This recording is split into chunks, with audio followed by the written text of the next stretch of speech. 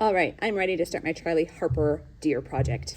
It does not matter the order you start with. So what I have done is I have cut a wavy line on that white paper for the snow.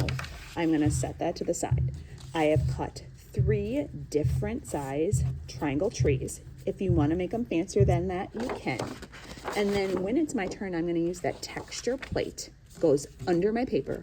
I'm going to use one of those brown crayons, and I'm rubbing on the side of the crayon to get a texture for the deer's fur.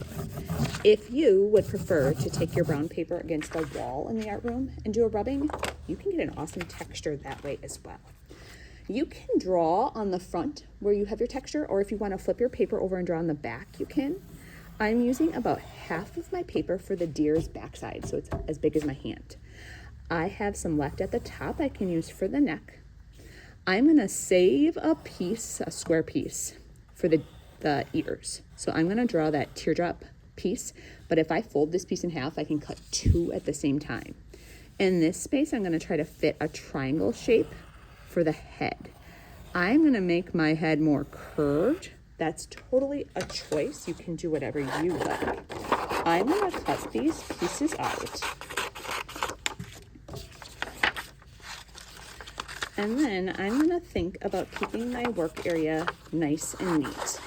So I'm actually gonna flip my black background paper over so I'm not on the side as my name tag. And I'm gonna use it as a messy mat for when I do my oil crayon work. So if we flip our black paper over, our table is gonna be nice and neat.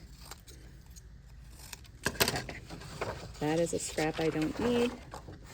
Got my deer pieces. You can tell I've been working on the back of this already. I am going to do white oil crayon work first. Things that could be white. The deer's tail, kind of like a reindeer, raindrop shape. I could do the deer's neck. One side, it's the underside of the neck. I could do some inside the ears.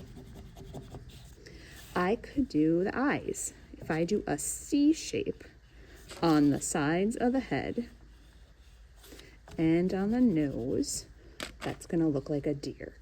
I have saved my black oil crayon for last.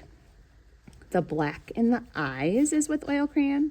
I can outline on the nose. I could outline the neck. I could work inside the ears a little bit. The black is then going to be used to outline all of these pieces. So I've kind of jumped ahead and did that already. You can see what a finished project looks like. I'm ready to start to glue. I am not going to glue in this video, but I want you to think about nice, neat gluing, lining things up so that the white is at the bottom. So that your deer, wherever it is on your paper, lines up at the bottom so it doesn't look like it's cut off. Let's zoom out a little bit. I'm gonna line my neck up so the white is the underside. Your deer could be kind of going down like he's eating, or up like he's more looking at you, then the head,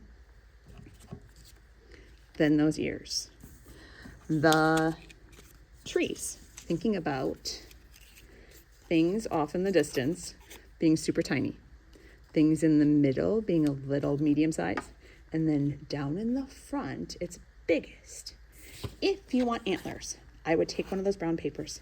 I would fold it in half, and with your pencil, draw as many points, bumps, spikes of antlers as you'd like.